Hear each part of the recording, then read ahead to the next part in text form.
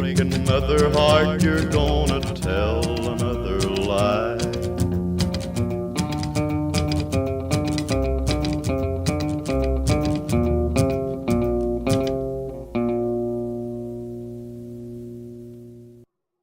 And to make matters worse, Kenseth's longtime sponsor, DeWalt, would leave him after the 2009 season due to, at that time, poor conditions in the construction industry and that recession that we had in 2008 and 2009. Then in 2010, Kenseth got a new sponsor with Crown Royal. However, Kenseth would go winless again, finishing in the top 10 only 15 times, only leading a little over 100 laps throughout the season. However, he was pretty consistent, finishing in the top 15 for a lot of the events. And he was able to make the chase once again and managed to get a top 5 finish with finishing 5th in points at the end of the season. By 2011, his longtime struggles over the last 3 years finally came to an end. Throughout the season, Kenseth won 3 races, his first one at Texas, finishing in the top 5 12 times and the top 10 20 times throughout the year. Kenseth was also a contender in the chase for the Cup. However, this would all come to an end after having some altercations with Brian Vickers. But other than that, this was like the year where Kenseth came back on top because of the amount of races he won and, being very consistent, like being his old self, and finishing 4th in points. In 2012, his last year driving the 17 car, Kenseth won the Daytona 500 for the second time. He also won 2 more races at Talladega and Kansas, finishing in the top 10 19 times throughout the year. However, middle of the 2012 season, Kenseth announced that he would be leaving Roush to join another team, as Roush, beginning of this time, began their long-time struggles. And in September of 2012, it was announced that Kenseth would drive the number 20 Dollar General Toyota for Joe Gibbs Racing. This would be a smart move for Kenseth as he went to Joe Gibbs Racing in 2013, because he won the most races in a season than he did in his entire career, winning an official 7 races at 7 different tracks. He also was one of the main title contenders throughout the year next to Jimmy Johnson, finishing in the top 10 20 times, and also leading the most laps than he did in the rest of his career. However, he came up short of a championship at the end of the season by finishing 2nd in points to Jimmy Johnson. Unfortunately, the magic that happened in 2013 vanished in 2014. Though Kenseth won more races, but had more top 10s than he did in 2013, but he was winless the entire season, finishing in the top 10 22 times. He would remain consistent throughout the year, made the chase, and managed to finish 7th in points. But the real highlight that came in 2014 was at the Bank of America 500 at Charlotte with this conflict with Brad Keselowski. Take a look at these clips, and I'll get back to you soon.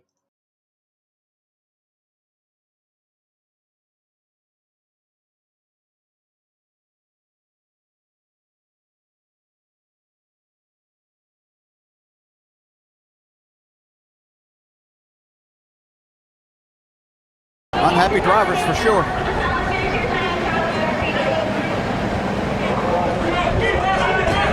Well, look more.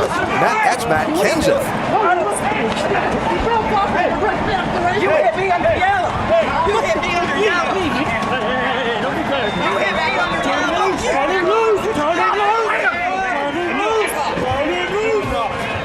Let it go, Paul. Let go. Let go.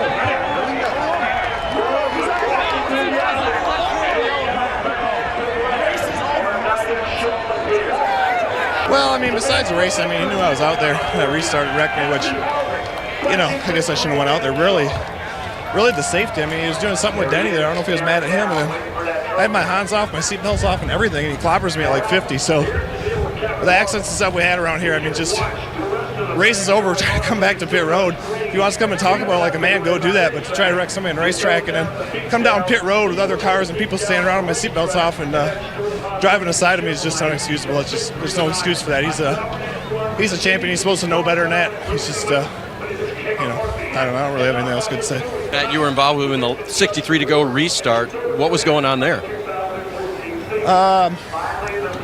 On the restart, I just rolled outside of him in the dog leg, and he knew I was there and just ran me out of room, ran me in the wall because he didn't want to get past, which I shouldn't have went there, but there's a lot of guys you can race like that, and they know you're there, and they'll give you the room, and he's usually one of them. He just, he did it on purpose, just ran me in the wall because he didn't want to get past. 2015 also saw a return for Kenseth's longtime sponsor, DeWalt, to be back on his car until the end of his career. Despite these, it looked like 2015 looked for redemption for Kenseth. Throughout the 2015 season, Kenseth won 5 races at 5 different tracks at Bristol, Pocono, Michigan, Richmond, and New Hampshire. Kenseth was also in the regular season consistent throughout the year, you know, being up front most of the time, and of course qualified for the chase, and was an early favorite to win the title, until this. During the 2015 Hollywood Casino 400, Kenseth was up front for most of the day. He was basically contended for the win, led the most laps, but then on the final restart, Logano was coming. Logano had better short run speed than Kenseth, but Kenseth had better long run speed. Unfortunately, Kenseth was not able to keep Logano behind him. He tried the best he could to defend his position, but unfortunately he was spun out and finished 14th and was in a must-win situation at Talladega. And that gave Logano the win, which is weird because Logano already qualified for the next round of the chase because of his win at Charlotte. Unfortunately, Kenseth was involved in a wreck at Talladega, so he was not able to qualify for the next round of the chase. However, in Martinsville, Kenseth looked to move on from the incident. However, you know, even though he was running up front for most of the day, on the end of the race, he was involved in a wreck with Brad Keselowski. Keselowski broke a tie rod, accidentally got into Kenseth, and then Kenseth got wrecked out, ending both the drivers' day. Kenseth went down 9 laps for repairs, and then Matt Kenseth came back out on the track, went after Joey Logano, and intentionally wrecked him for wrecking him at Kansas. After this incident, Kenseth was penalized heavily. He was suspended for the next 2 races at Texas and Phoenix, which will also end his race entering streak dating back to the 2000 Daytona 500. During these 2 events, Eric Jones replaced him during his ride, and then Kenseth later, when he came back out for the final race at Homestead, Kenseth said he had a tire going down when during the wreck, but then he later confesses that it was intentional and he had no remorse for his action. But throughout the season, Kenseth had 20 top 10s and finished 15th in the points, the lowest of his career because of the suspension. 2016 was a hope for Kenseth to move on from the conflicts he was involved in 2014 and 2015. However, in early 2016, he had a lot of bad luck. From Daytona to Talladega, he was only credited with 2 top 10 finishes. Though he had fast cars in most of the races, he was just involved in some bad luck, whether it was wrecks, penalties, or bad restarts. But despite this, he had a great midseason by winning his first race at Dover and eventually winning another race at New Hampshire. He was consistent throughout the summer and consistent through most of the chase. However, in the second to last race at Phoenix, Kenseth unfortunately got wrecked out and finished 21st, knocking him out of the playoffs. But he had a pretty solid season with 8 top 5s and 19 top 10s and was able to finish 5th in the points. In mid-2016 also, it was announced that Dollar General will not be part of Kenseth's ride after the 2016 season, and then Kenseth's longtime sponsor DeWalt will be back as the main sponsor full-time for the first time this happened to him since 2009. In his last full-time season in 2017, in the first half of the year, Kenseth was inconsistent. Kenseth, though, had 3 top 5s and 6 top 10s during that time in the first 18 races. He was also had very fast speed and also was involved in some wrecks and also had some penalties. However, in the second half of the season, things began to turn around. He began to finish in the top 5 more, and he did make it to the chase. However, unfortunately, he was knocked out of a chase because, in my opinion, a very stupid penalty, which was removed in 2018.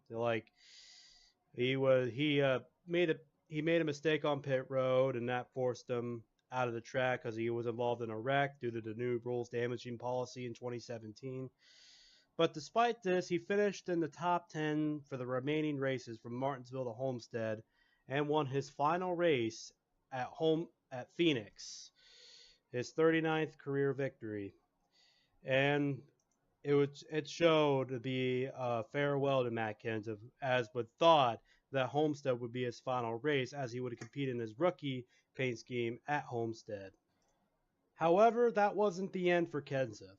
Kenseth would go one more part-time year, going back to Roush Fenway Racing, sharing a ride with Trevor Bayne. In his return, at Kansas, he struggled.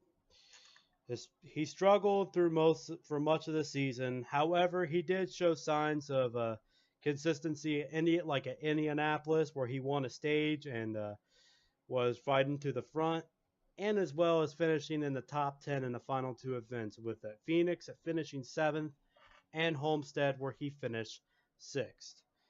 After this race, Kenseth announced that he had no plans to race after this season and that he would fully retire from NASCAR competition.